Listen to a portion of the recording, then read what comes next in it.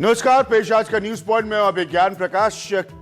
बड़ा सीधा और सियासी सवाल है, भारतीय जनता पार्टी से क्या उत्तराखंड में भारतीय जनता पार्टी की सरकार से और भारतीय जनता पार्टी से क्या उत्तराखंड में गलती हो गई, सियासी गलती हो गई। मैं बिल्कुल स्पष्ट कर दूं कि कानूनी प्रक्रिया, संवैधानिक प्रक्रिया वो अपनी जगह है और उसका क्या नतीजा निकल कर आया है वो सब अब आपके सामने है। वहां के एमएलएस के डिस्क्वालीफाई होने के बाद हरीश रावत की सरकार बच गई, वो मुख्यमंत्री बने रहे। लेकिन मेरा सवाल यह है कि क्या बीजेपी से पॉलिटिकल मिस्टेक हुई है, सियासी गलती हुई है? पहला पॉइंट मेरा यह है आज का, बीजेपी ने क्या उत्तराखंड में सियासी गलती की है? क्या बीजेपी ने उत्तराखंड में सियासी गलती की है? मेरा दूसरा पॉइंट है आज, बीजेपी इस घटना से क्या कोई सबक लेगी? क्या बीजेपी इस घटना से कोई सबक लेगी? कितना बड़ा एम्बैरेसमेंट उसको झेलना पड़ा है। बीजेपी को अगले चुनाव में क्या इसकी भरपाई करनी होगी? एक बहुत सीरियस पॉलिटिकल थ्योरी ये थी कि बीजेपी को ऐसा नहीं करना चाहिए क्योंकि कुछ महीने बाद अगले साल वहां पर चुनाव होने हैं और बीजेपी को नेचुरल कोर्स में स्वतः एंटी इनकम्बेंसी का, एक अनस्टेबल कांग्रेस की गवर्नमेंट का लाभ मिलता, फायदा मिलता। क्या बीजेपी ने ये एडवांटेज पॉइंट खो दिया है अब उत्तरांचल में? इसलिए मेरा तीसरा पॉइंट है, बीजेपी को अगले चुनाव में क्या इस बात की भरपाई करनी होगी? मेरा चौथा पॉइंट है हरीश रावत पर। हरीश रावत जिन पर एक स्टिंग तथाकथित के माध्यम से आरोप लगे करप्शन के, क्या हरीश रावत अब मिस्टर क्लीन, साफ सुथरी राजनीति का कांग्रेस के चेहरा बन पाएंगे? हरीश रावत के बारे में दो बातें याद रखिएगा। जब उत्तराखंड में सीएम चुनना था तो कांग्रेस ने उस समय विजय बहुगुणा को चुना, हरीश रावत को मौका नहीं मिला था। बाद में हरीश रावत आए हैं और उन्हीं के लोगों ने, उन्हीं के एमएलएज ने उनके खिलाफ बगावत की है। उसको बचाने के लिए उन पर आरोप लगा कि उन्होंने खरीद फरोख्त की या कोई पैसे का, ये आरोप लगे। तो इसीलिए मैं कह रहा हूं कि क्या क्लीन पॉलिटिक्स, साफ सुथरी राजनीति का चेहरा दे पाएंगे हरीश रावत? अब मेरा पांचवा पॉइंट है बगावत से जुड़ा। ये जो एमएलएस थे, इन्होंने हरीश रावत के खिलाफ बगावत की थी। क्या हरीश रावत मुश्किल से अब अपनी सरकार बचाने के बाद, संवैधानिक और कानूनी प्रक्रियाओं से गुजरने के बाद, क्या कांग्रेस को वहां एकजुट रख पाएंगे? क्या ऐसी स्थिति हरीश रावत अब इंश्योर करेंगे, पक्का करेंगे कि वापस नहीं आए कि फिर कोई ग्रुप ऑफ एमएलएस 10, 5, 6, 7 उनके खिलाफ सार्वजनिक तौर पर इस स्तर पर बगावत करे? क्या हरीश रावत ये इंश्योर कर पाएंगे? तो ये कुछ बड़े बुनियादी सवाल है जो उठ रहे हैं उत्तराखंड की पूरी घटना से कांग्रेस और बीजेपी दोनों के लिए। अब आप ये रिपोर्ट देखिए।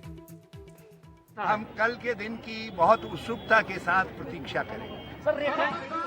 कल तक इंतजार की बात करने के बावजूद हरीश रावत के तेवर बताते रहे कि वो उत्तराखंड विधानसभा में बहुमत जीत चुके हैं। कुछ देर बाद उन्होंने धन्यवाद भी दे डाला। कई लोग अलग अलग राजनीतिक दलों में हैं, कोई बसपा में है, यूकेडी में है, कम्युनिस्ट पार्टी में है, कम्युनिस्ट पार्टी मार्क्सवादी में है, यहां समाजवादी में है। उन सब ने इस लड़ाई के अंदर जो मनोबल हमारा बढ़ाया है और आज भी हमारे साथ खड़े हैं, उनको मैं बहुत धन्यवाद देता हूं। सुप्रीम कोर्ट के निर्देश के मुताबिक उत्तराखंड विधानसभा में 11 बजे से शुरू हुआ शक्ति परीक्षण 1 घंटे से भी कम चला। 11:15 बजे के आसपास विधायकों ने बाहर आना शुरू किया और पत्रकारों ने उन्हें घेर लिया। देखिए, हम पहले से ही पीडीएफ के कांग्रेस के साथ हैं। हमने कांग्रेस को समर्थन दिया और आज भी फ्लोर टेस्ट में हमारे 6 जो साथी हैं हम लोग पीडीएफ के, हमने कांग्रेस के समर्थन में, हरीश रावत जी के समर्थन में अपना वोट कास्ट किया।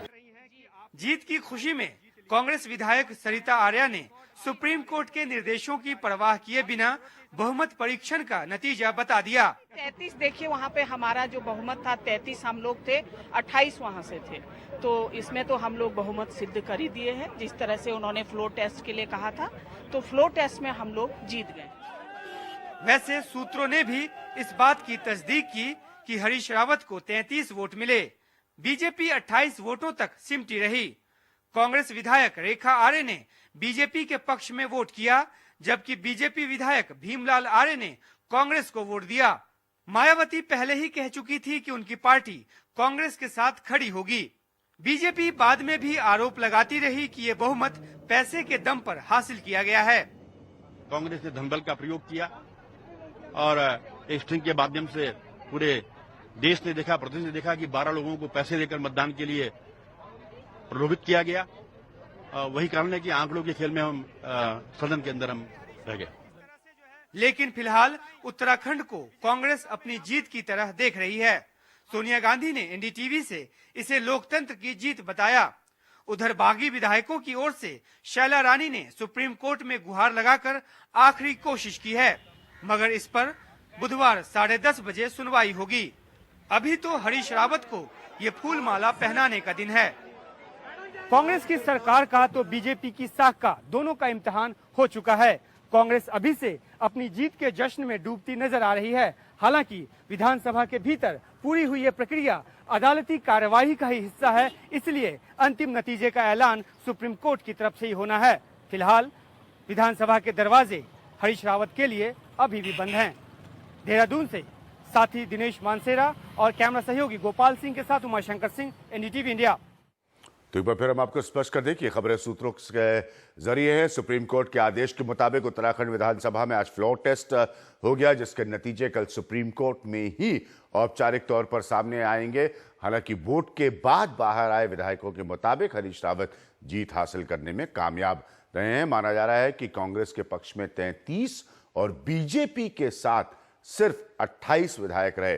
खास बात यह रही कि फ्लोर टेस्ट के लिए राज्य में लागू राष्ट्रपति शासन दिन के 11 बजे से 1 बजे तक 2 घंटों के लिए हटा लिया गया। कांग्रेस खेमे में जीत की खुशी है। पार्टी अध्यक्ष सोनिया गांधी ने कहा है कि लोकतंत्र की जीत हुई है। वहीं बीजेपी ने आरोप लगाया है कि जीत नोट के दम पर हासिल की गई है। मेरे साथ इस वक्त भगत सिंह कोश्यारी साहब हैं, जो कि भारतीय जनता पार्टी के पुराने नेता हैं। प्रमोद तिवारी है, जो कि कांग्रेस के पुराने और बड़े वरिष्ठ नेताओं में से हैं। उन्होंने वो समय भी देखा है जब उत्तराखंड जो है वो उत्तर प्रदेश का ही हिस्सा था। मैं एक बार फिर से आपको अपने पॉइंटर्स दोहरा दूं। बहुत सीधे सवाल है, औपचारिक घोषणा। पहला पॉइंट है मेरा, बीजेपी ने उत्तराखंड में क्या सियासी गलती की है? मैंने शो के शुरुआत में ही कहा था कि हम कॉन्स्टिट्यूशनल और लीगल एस्पेक्ट की बात नहीं कर रहे हैं। पॉलिटिकल मिस्टेक है क्या उत्तराखंड बीजेपी की हैंडलिंग के लिहाज से?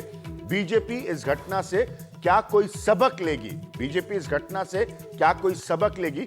तीसरा पॉइंट है, बीजेपी को अगले चुनाव में क्या इसकी भरपाई करनी होगी? बहुत से लोग ये मानते थे कि बीजेपी इंतजार कर सकती थी एंटी इनकम्बेंसी का, उसको अगले साल फायदा होता। क्या इसका प्राइस, इसकी कीमत बीजेपी को अदा करनी पड़ेगी अगले चुनाव में? मेरा चौथा पॉइंट है हरीश रावत से। हरीश रावत जिनके ऊपर खरीद फरोख्त के आरोप लगे, मेरे शब्द बिल्कुल साफ है, क्या वो अब साफ सुथरी राजनीति का चेहरा बन पाएंगे? वो पहली चॉइस नहीं थे कांग्रेस की चीफ मिनिस्टरशिप की, वो विजय बहुगुणा थे।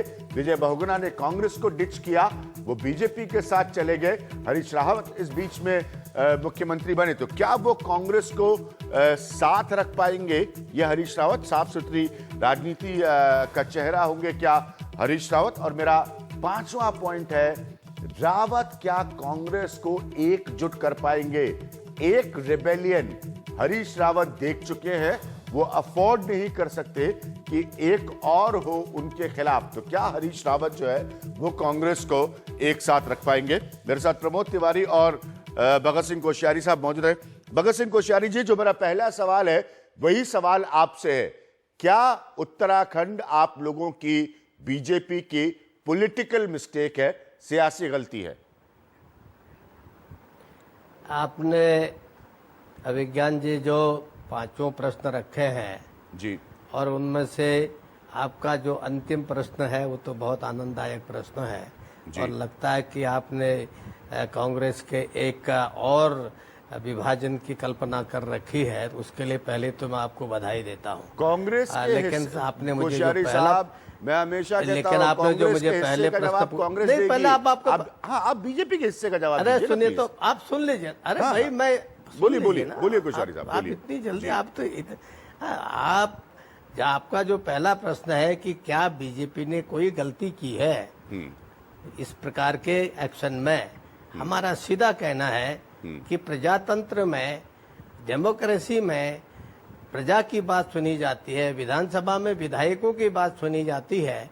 अगर विधायक अपने ही दल के विधायक, अपने ही शासकीय दल के विधायक अपने मुख्यमंत्री से संतुष्ट न हो और वो लगभग 1/3 संख्या में आप इस्तीफा दे रहे हो और हम उनसे कहें कि नहीं नहीं तुम इस्तीफा मत दो और जो भ्रष्टाचार चल रहा है उसको बनाए रखो, जिस प्रकार के शराब के बारे में, खनन के बारे में, दूसरी चीजों के बारे में वहाँ की जनता त्रस्त है और सारे आपके मीडिया के माध्यम से भी सब चीजें सामने आई हैं। क्या आप चाहते थे कि बीजेपी ये सब चीज होते देखे? अगर उसी के विधायक चाहते हैं कि भाई नहीं ये गलत हो रहा है, हरीश रावत सुधर नहीं रहे हैं, अब हम इसके खिलाफ आवाज उठाते हैं, हम उनको कहें कि तुम आवाज मत उठाओ और उनको प्रदेश को लूटने दो, तो इसलिए स्वाभाविक रूप से आपके हिसाब से कोश्यारी साहब, आपके हिसाब से जिन्होंने आवाज उठाई, अंततः अदालत से उनका डिस्क्वालिफिकेशन हुआ है, तो इसलिए ये बहुत सीरियस पॉइंट है। आप ये कह रहे हैं कि आवाज करप्शन के, एक मिनट सर, इसीलिए मैंने अपने प्रश्नों को बड़ा चुनकर उसका चयन करके कोश्यारी साहब उनको पॉलिटिकल क्वेश्चंस रखा है, क्योंकि ये कॉन्स्टिट्यूशनल और लीगल मामला है, मेरे कार्यक्षेत्र का मसला नहीं है। हाँ बोलिए, बोलिए सर, बोलिए। पॉइंटेडली बोल रहा हूँ, आपने पॉइंटेडली बोल रहा हूँ, आपने कहा कि कोई गलती तो नहीं की, आपने सीधी सी बात कही, तो मैं उसी का बोल रहा हूँ कि क्या हम आप ही बताइए, आप तो अभिज्ञान है, सब कुछ ज्ञान आपको है और पूरी आपके लोग सब जगह हैं, आप ये बताइए नाम कि में ये ज्ञान है कोश्यारी जी, चलता रहे सब कुछ नाम में ज्ञान है कोश्यारी जी, उससे ज्यादा कुछ नहीं है। नहीं नहीं नहीं नहीं नहीं, ज्ञान ज्यादा नहीं होता तो ऐसे सवाल कहाँ पूछते आप, है ना? आपके सवाल तो सभी का ज्ञान वर्धन करते हैं, लेकिन इतना ध्यान रखिए कि आप ही इसको से मैं पूछता हूँ कि क्या ये सब चीजें होती रह के देखना, अपने आंखों के सामने प्रदेश बर्बाद हो रहा है और स्वयं उसके शासकीय दल के विधायक अलग हो रहे हैं और हम उनको मना करते तो क्या आपको अच्छा लगता? नहीं, मुझे अच्छा लगे या नहीं लगे यहाँ पर इम्पोर्टेंट नहीं है। प्रमोद तिवारी जी, क्या जनता को अच्छा लगता? अरे भाई आप जनता की ओर से बोल रहे हैं ना। जी जी, आप कह रहे हैं जनता को अच्छा लगता। प्रमोद तिवारी जी, हरीश रावत आज जीत का सेहरा पहन रहे हैं, औपचारिकता देश की सर्वोच्च अदालत में कल होगी, कल को उनके कुछ और विधायकों ने फिर से उनकी टोपी या कुर्सी हिला दी, तो आप लोग क्या करेंगे? आपकी फर्स्ट चॉइस चीफ मिनिस्टर तो है नहीं हरीश रावत। चाहता हूं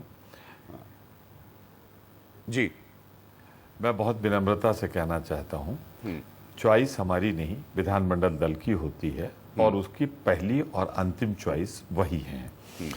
जहां तक आपने कहा नहीं, जब आप लोग, जब आप वहां सरकार आपने बनाई थी तो विजय बहुगुणा को चीफ मिनिस्टर बनाया था, जबकि बेचारे हरीश रावत जी, अंग्रेजी में एक शब्द है सल्क, एक मिनट कोश्यारी साहब आपको पूरा समय दिया, सल्क कर रहे थे हरीश रावत जी, बड़े दुखी थे कि भाई उनको मुख्यमंत्री नहीं बनाया गया, तो बनाया आपने विजय बहुगुणा को, जो आप कोश्यारी जी के साथ है, तो कहीं आप लोगों की भी पॉलिटिकल मिस्टेक्स कम नहीं उत्तराखंड में?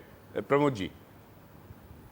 जी हाँ, जी मैं पूरी तरह से सहमत हूँ अभिज्ञान जी। मैं स्वीकार करता हूँ कि विजय बहुगुणा जी ने जिस तरह पार्टी छोड़ी और कोश्यारी जी के जेब में चले गए, और कोश्यारी जी बेचारे बहुत दिनों से हाशिए पे बैठे हुए हैं और उन्हें लगा कि शायद वहाँ संसद में तो कुछ हुआ नहीं, यहाँ मुख्यमंत्री दोबारा बन सकते हैं, बहुत आदरणीय है मेरे लिए कोश्यारी जी। तो मैं सिर्फ इतना कहना चाहूँगा, बहुत ही विनम्रता से कहना चाहूँगा, कुशहरी जी मुझे कह लेने दें, आपने तो काफी लंबा कहा है। मैं सिर्फ ये हाँ, कहना बोलिए ना, चाहता मैं हूं कहाँ रोक रहा हूँ। कि मेरे मतलब था विधानमंडल दल ने उनको चुना, विधानमंडल दल ने उनको चुना है, उनकी फर्स्ट चॉइस है। दूसरी बात कि दोबारा ना हो, उस पर मैं कहना चाहता हूं भाजपा ने क्या नहीं किया। छल, छद्म, धन, बल, सीबीआई सब लगा दी। उसके बाद ये हमारे 28 विधायक दुनिया की हर कसौटी पे खरे होकर निकले हैं, सोना है, कुंदन बन के निकले हैं। तो जब अब नहीं गए तो मैं भविष्य में इनके सामने सर झुकाता हूं कि इन्होंने कांग्रेस का झंडा नहीं छोड़ा, जबकि पूरी केंद्र सरकार अपनी बेशर्मी के साथ अपनी ताकत का इस्तेमाल करती रही। तो मुझे पूरा भरोसा है भविष्य में अब कोई इसमें से इधर उधर होने वाला नहीं है। ठीक है, तो आप क्योंकि एक बहुत नहीं, लंबा एक चला मिनट, है। अगर देखें प्रमोद आप तिवारी जानकारी, जी 1.5 महीने तक